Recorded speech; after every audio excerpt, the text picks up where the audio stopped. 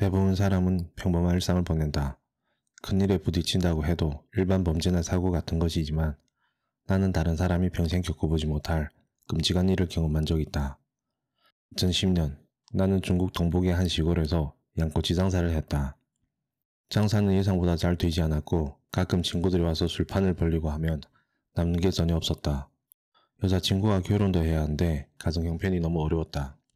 이 시기 친구 최영의 연락을 받았는데 술김에 월세방에 불을 질러 큰 빚을 졌다고 했다.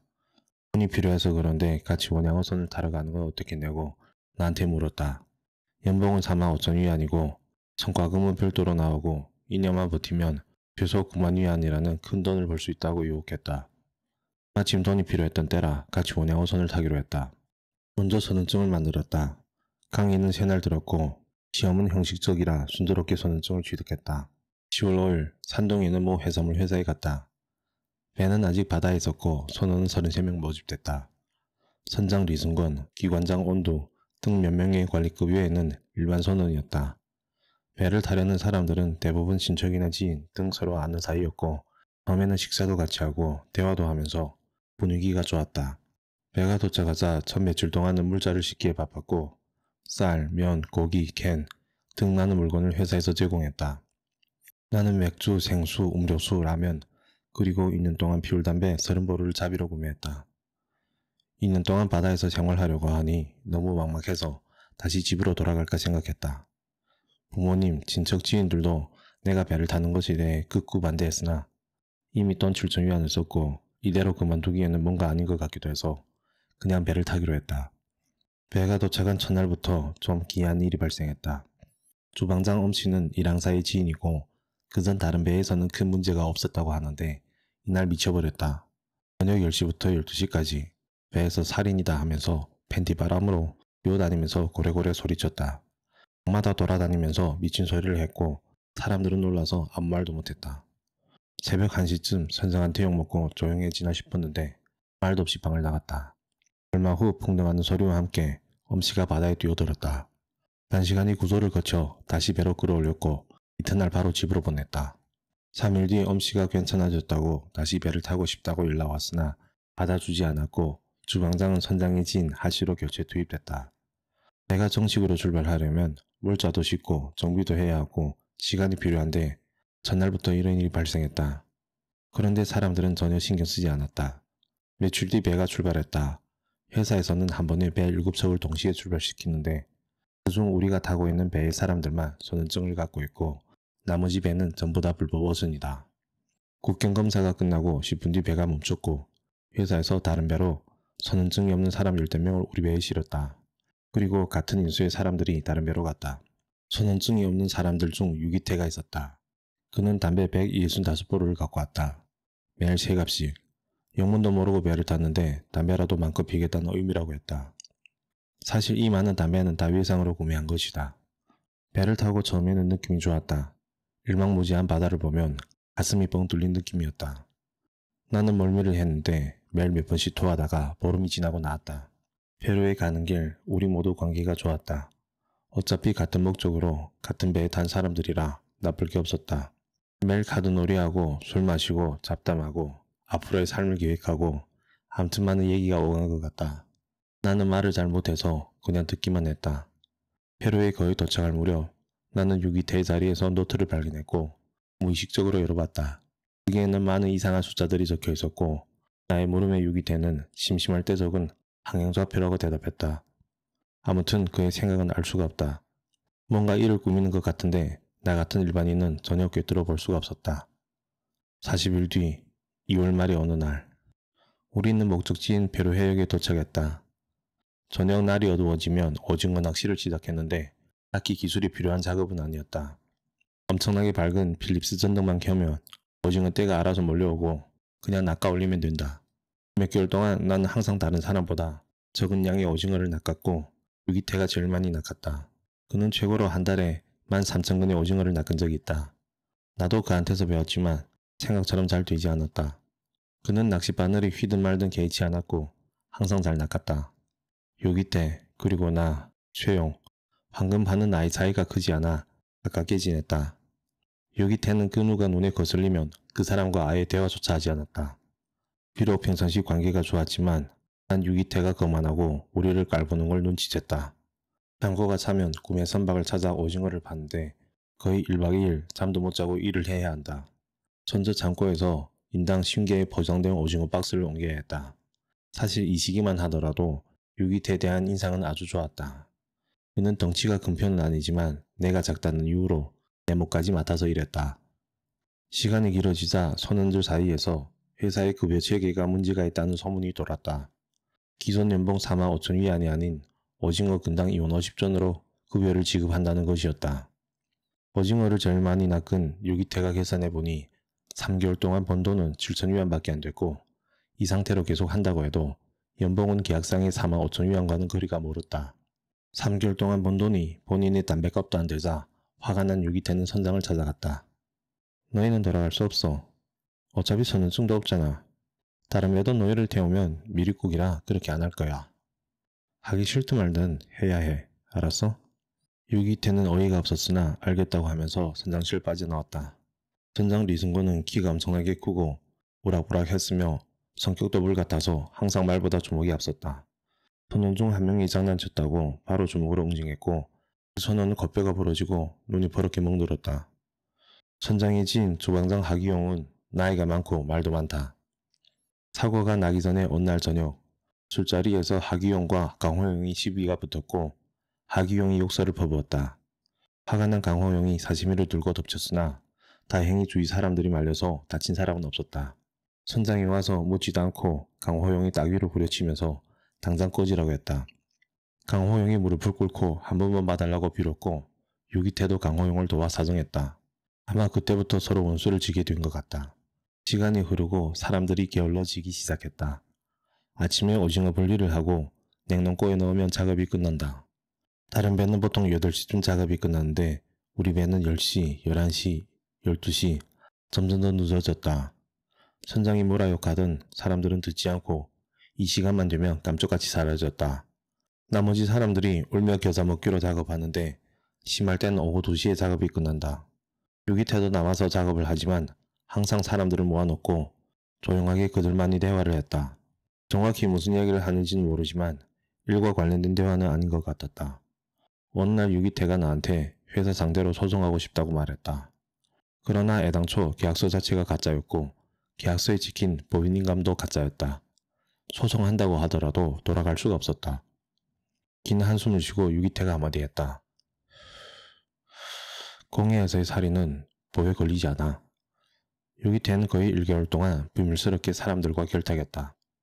2011년 6월 16일 저녁 나는 여느 때와 마찬가지로 낚시를 하고 있었는데 유기태가 와서 말을 걸었다.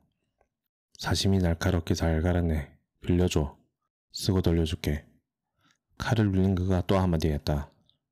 이따가 배를 납치할 건데 참여할래? 나는 겁이 많아서 못하겠다고 거절했다. 유기태가 진짜로 큰 사고를 칠 것 같아 무서웠다. 누구한테 얘기해야 할지 몰랐고 무엇을 해야 할지도 몰랐다.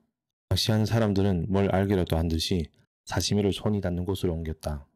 좀 지나자 황금파가 침실에서 나왔다. 그는 며칠 동안 저 혈당인지 빈혈인지 암튼 아프다고 일을 하지 않았지만 오늘은 웬일인지 옷을 깔끔하게 입고 신발까지 신고 나왔다. 내가 왜 나왔냐고 물었지만 그는 나를 무시한 채 선장실로 향했고 그 뒤로 유기태와 일당들이 칼과 몽둥이를 들고 선장실로 걸어갔다.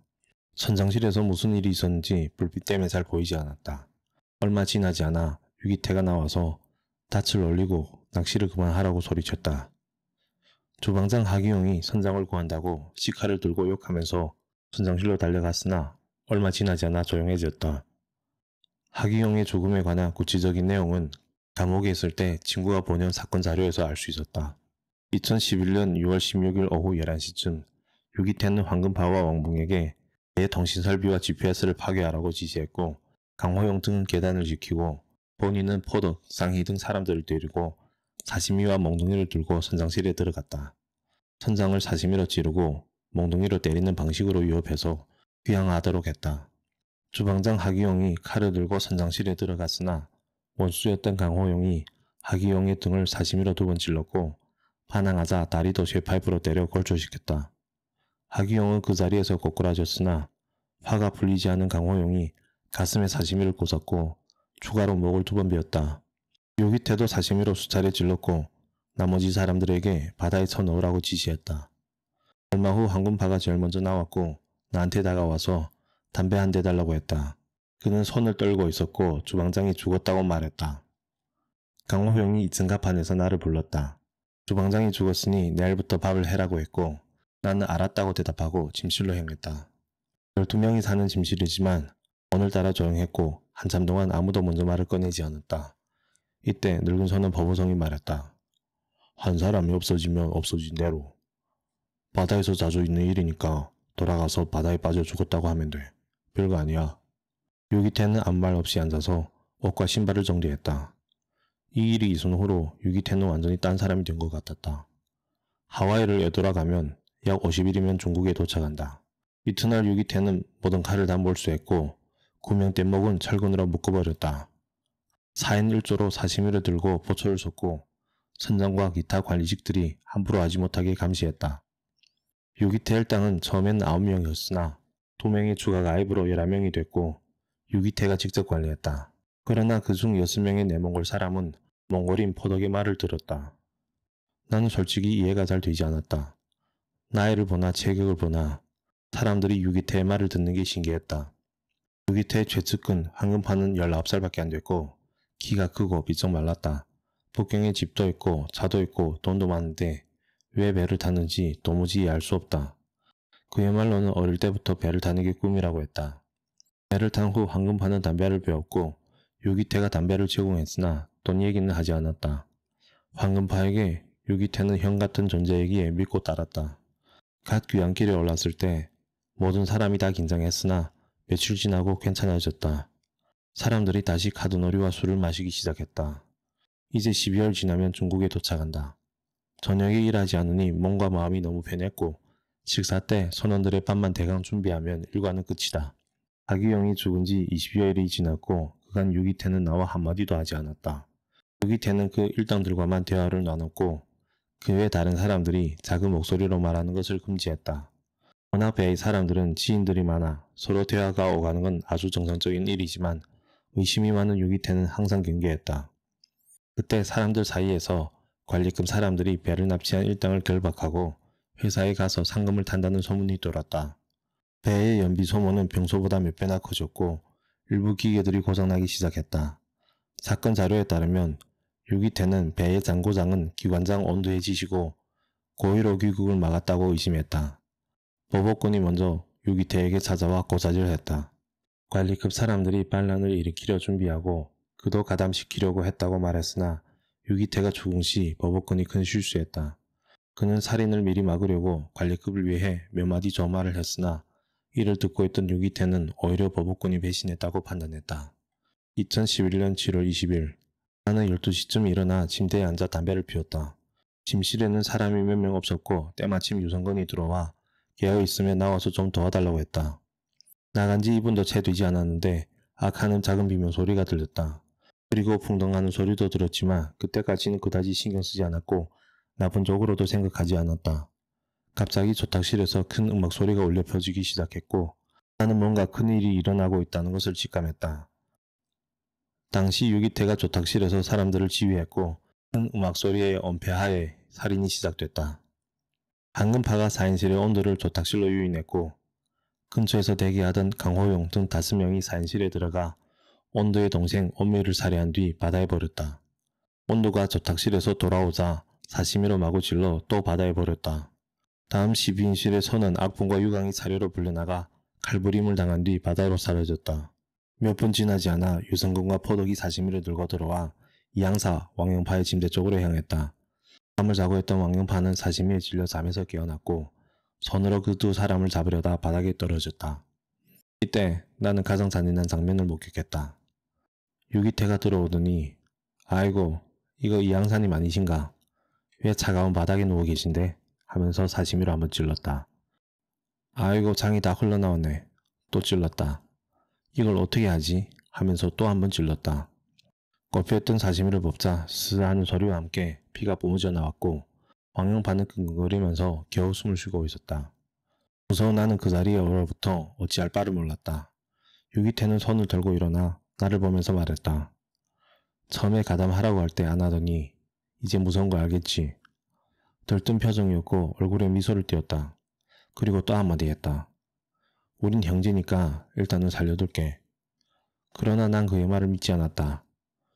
우린 안지 이제 10개월 정도밖에 안 됐고 그가 벌인 일 때문에 여러 명이 목숨을 잃었다. 유기태는 도무지 이해할 수 없는 사람이다. 좀 지나자 이런 말을 했다. 집으로 잘 돌아가. 그의 어느 말이 진심인지 모르겠다. 유기태가 사람을 죽일 때는 잔인하기 그지없었고 평소의 모습은 찾아볼 수 없었다. 이날 밤 쌍희와 대복순이 사시미를 들고 나머지 몇 명을 배끝으로 몰아붙였으나 손쓸 엄두를 내지 못했다. 보다 못한 유기태가 먼저 나서서 사시미를 찔러 시범을 보였고 그 두 명한테 찔러라고 명령했다. 그렇게 강수도, 진국군, 오국지가 손으로 살해됐다. 배신의 의심을 받았던 보복군도 이날 살해됐다. 유기태는 매림성과 왕붕에게 사시미를 쥐어주고 너희도 손에 피를 묻혀야 될 거 아니냐며 살인을 유도했다.